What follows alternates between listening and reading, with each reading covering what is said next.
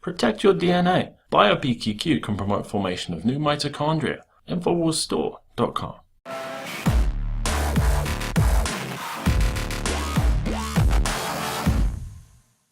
Now, joining us now is Gerald Celente. Gerald is a trends forecaster since the 1980s. He's been accurately teaching people how to survive, how to prepare, and how to prevail.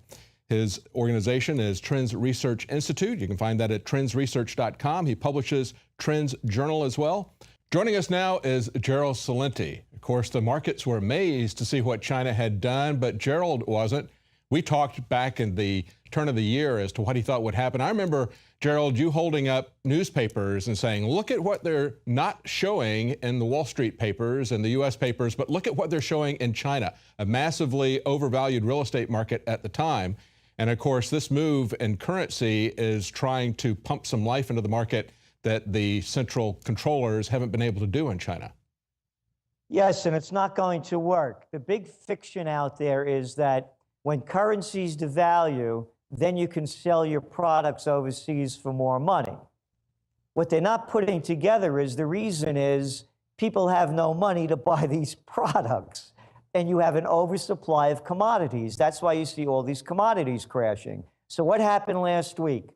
China announced its exports were down over 8%, and they've been down all year long. So now they're devaluing their currency, hoping that they could export more. Will they? A little bit, but that's not going to solve the problem because you have commodities crashing around the world. You look at the Bloomberg Commodity Index, David, it's back down to 2002 levels. Let's go back to 2002. The criminal in chief, the guy that started the war in Iraq, weapons of mass destruction and ties to Al-Qaeda, people forget this. His popularity rating was crashing just days before 9/11. You can look it up. Yeah. Just gotten elected several months earlier. We were in a recession. After 9/11, go to Disneyland, go buy stuff, boost the economy, 46-year low interest rates. Okay, go back to that low level. That's where commodity prices are because there's a global slowdown. Now, China absorbs some 50%, for example, of the raw materials such as coal, iron ore, copper. You look at iron ore prices, you go back to 2011, it was $191 a metric ton. Now it's floating around at $50. Copper at 6-year lows, one after another. So what they're doing in China, and their imports are down as well, so that people in China aren't buying more. So now what they're trying to do with lowering their interest rate, their yuan value, is to export more. Now, you read all of the headlines from yesterday's newspapers. Surprise, it was a surprise, it was a surprise. It was no surprise. Go back to our Trends in the News. We put the video clip there from July 27th. I said, I read what they were saying, and I said, you know what they're really saying? They're saying that they're going to devalue their currency to boost their economy. It's right here, and no one's paying attention to it. But it came out, it's a big surprise. I even said on our Trends in the News broadcast, how do you say capisce in Chinese? You understand? You know, that's what it means in Italian. That's so right. We saw this coming. Now there's another level going on. Look, it's not only the Chinese now that have devalued their yuan. You're looking at all the devaluations of currencies around the world. Up here in Canada, not too far from us, you have the loonie down to 2004 levels. Why? They can't sell their oil, their tar sands. So what does that mean? How about go to Brazil? Rich in natural resources. They're not selling stuff either. Their real is down to what? 13, 16-year lows, depending what day it is. Let's put this together. Suppose you had Brazilian reals or Canadian dollars, and gold is priced in US dollars, and you're watching your currency decline. You wish you had gold And no one's talking about that. Gold today is up, what, about 15 bucks. And you guys know me for a long time. I've always said I was not buying gold because of inflationary fears, but currency devaluation realities. Exactly. Hang on, Gerald. We got to go to a commercial break. We're going to be right back with Gerald Celente. I want to talk to you about deflation and the possibility of depression. And of course, we're also going to talk about what follows, and that's war. We'll be right back. Welcome back. And of course, we've been talking to Gerald Celente of trendsresearch.com. Just before we went to the break, he was telling us why gold is going up, and we've seen all these other commodities dropping. But of course, another component, one of the things that we want to talk to Gerald about is as the economy tanks, as things get worse, there's always, of course, the out that the government leaves itself of war. Gerald is addressing that as well. He's got an OccupyPeace organization. They're going to start with their first meeting this fall. So we want to talk to him and get the details about that, because that's where this is ultimately heading, isn't it, Gerald? Yes, you know what I always say, and you're seeing it now. You have a currency war going on. Currency wars, and why are they lowering their currencies? As I said earlier, because they want to do more trade. Currency wars, trade wars, world wars.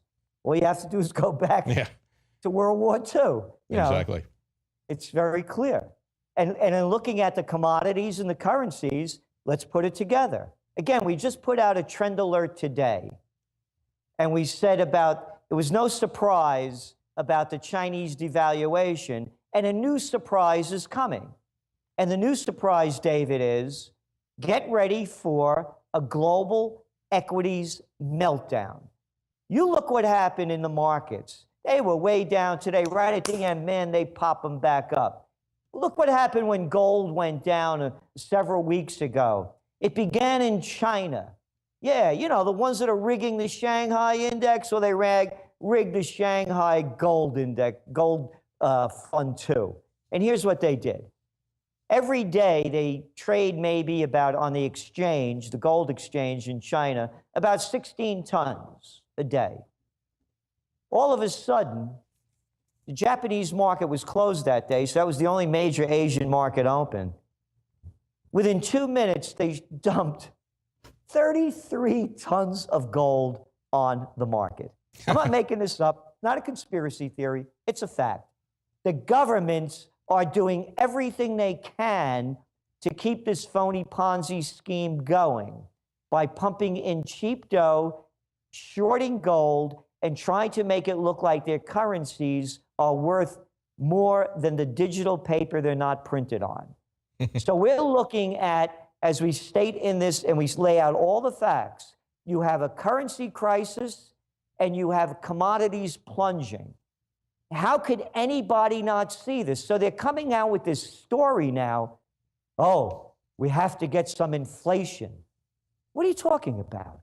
The reason they got deflation is because prices are going down because there's more supply than demand. The jobs stink. You know the numbers. You guys write them. I go to your site. What was the wages last month they came in? Oh, they went up at 0.2%, the lowest number since they started recording this stuff. And it's not only here. You have it, again, when your commodities are crashing in resource-rich countries, the people are out of work.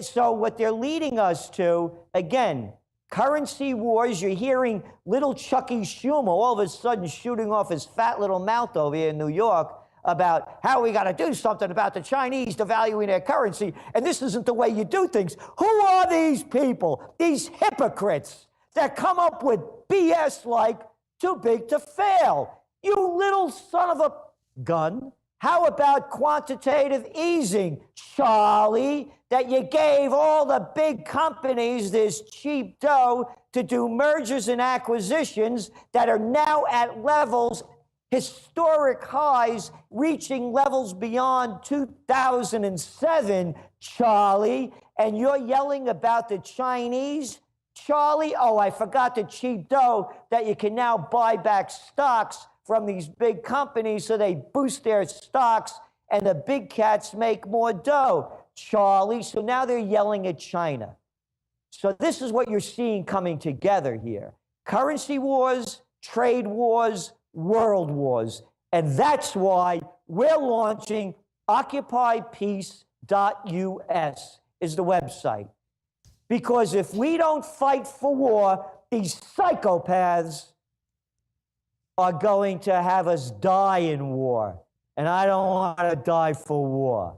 Absolutely. Before we go to the Occupy piece, when you were talking about the trade issues, I'm concerned that with the Trans-Pacific Partnership, Transatlantic Partnership hanging over our heads, we've already had the fast-track authorization put through. And of course, one of the ways that they were trying to run this through was to use China as the foil over here to say that we have to run these quote-unquote trade deals. And you and I know that this goes far beyond free trade. We can have a discussion about what free trade should be. This is a secret agreement that's being negotiated by these corporate lobbyists. And once they get this run through, as we've been told by Senator Sessions, they'll be able to add China or any country that they want to after the fact. They'll be able to change the agreement as they wish without any input from any of the nations that signed up on it. What's your take on this, Gerald? Do you think that this is something that they will use as leverage to try to ram these things through, scaring the people about how we have to group together to counter China? That's a wonderful, wonderful observation. First one I heard on that. And thinking about it, you're exactly right. What they're going to do now is demonize China for devaluing their yuan, blaming the declining U.S. exports because, I mean, what do we export anymore? When you have a global slowdown and you see what's going on with the oil companies, Caterpillar, and there are other stocks like that that need boosting economies to export their product, they're going to blame the slowdown in exports on China. And that's the reason why, Mr. Knight, we have to pass the Trans-Pacific Partnership, because it's in the best interest of the American people, and we're going to bring jobs back to America, folks. Yeah. Yeah, we're going to give monopolies to the corporations that are negotiating this agreement. That's what we're going to do. We're going to lose our sovereignty, as Senator Sessions has pointed out, to a transnational governing committee that will be able to rewrite this deal as they see fit. Now, I want to go to the Occupy Peace movement that you're starting here, OccupyPeace.us. I saw this article, Gerald, on Motherboard. A former drone pilot's guilt kept him awake at night. He says, I feel like it destroyed my soul. I stopped sleeping because I started dreaming about my job. I couldn't escape it. When I spoke to people about my experiences, he said, I had people who called me a traitor, telling me I should eat a bullet. This is where this is headed. Of course, this was something that they said would not leave the kind of psychic scars on drone pilots that we had seen on jet pilots, on bomber pilots, on soldiers on the ground. And yet they do, because they understand what's behind this. And of course, this is the ultimate end game when all of their economic leverages fail, or I should say when they come to fruition, then they pull the war game on us, don't they? As I said, currency wars, trade wars, world wars. All you have to look at is World War II. We're holding Occupy Peace at the most historic four corners in the United States, the only place where there's a pre-Revolutionary War stone building on each corner. The seeds of democracy was sown here, and we're honoring thy founding fathers by bringing home the troops. No foreign entanglements. Madison, Adams, Franklin, George Washington, a real warrior's farewell address, no foreign entanglements. The world was at war back then. Bring home all the troops, close the bases, protect the homeland, and put the troops to work to rebuild our rotted infrastructure and force Congress, as per the Constitution, to vote to go to war. And one other caveat, referendums on each state ballot that we, the people, will tell our senators and congressmen how to vote, because they're just paid off. And we're the ones that pay for the war with our money and our lives. Absolutely. That's a great movement. I certainly wish you the best of luck. Again, that's OccupyPeace.us to find information about that. That's going to be September 20th, 2015. A rally kicks it off in Kingston, New York. And Gerald, I certainly hope you can pull this off, because you know exactly what we need. You see the trends coming. I see the trends as far as this political aspect goes. We can see what's going to happen if we don't turn this around. Very, very important for us to do that. Keep up with Gerald Celente at trendsresearch.com. Thank you so much, Gerald. Thank you, David.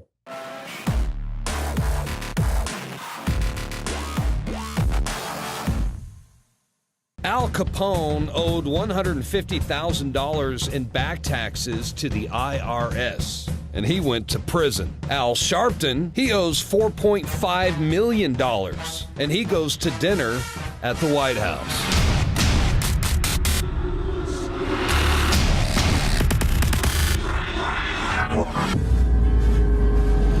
Another major health threat, this one in Toledo, Ohio, where everybody in the entire city has been told not to drink the water. Ohio's governor declaring a state of emergency. Did you know that the average person uses about 80 to 100 gallons of water at home every single day? If there's a water emergency, will you be prepared? Panicked residents forming long lines throughout the day. We're here at a supermarket in Toledo. You can see the shelves empty where water once was. To stay safe and healthy during a crisis, you must have access to safe, clean water. Water which will not be available at your local grocery store. There's a mad dash on right now to stock up on supplies. The ProPure Pro 1 G2.0 water filtration system is a must-have for every modern, independently minded household. Protect your family's safety during an emergency. Go to InfoWarsStore.com today to purchase your ProPure Pro 1 G2.0 water filtration system or call 1-888-253-3139.